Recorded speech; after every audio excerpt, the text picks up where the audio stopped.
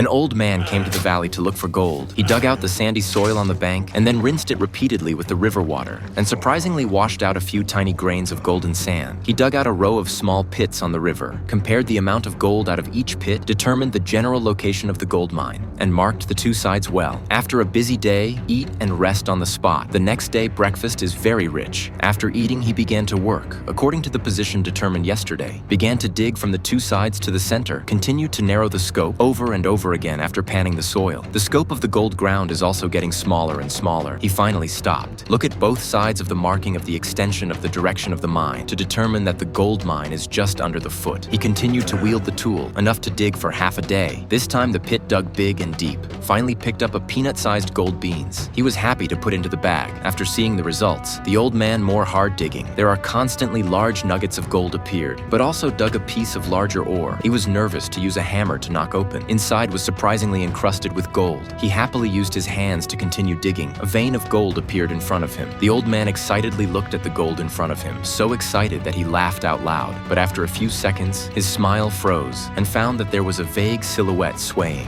and behind him stood a robber with a gun. The old man glanced at the hammer in his hand, and he shook his head in despair. Behind the killer pulled the trigger. The old man was shot and fell to the ground. Blood slowly stained his clothes. The killer waited for 2 minutes before taking the gun and jumping into the pit. But I did not expect the old man is still alive. He used all the strength of his body to put the killer dead on the ground, grabbed a handful of dirt and threw it in the face of the killer, and took advantage of the opportunity to take away the pistol. The killer wanted to resist. The old man did not hesitate to pull the trigger, stood up and made up several shots before running into the river to clean his wounds. After bandaging the wounds, rested for the night, woke up in the morning. He moved the gold out of the pit and threw the robber's body in.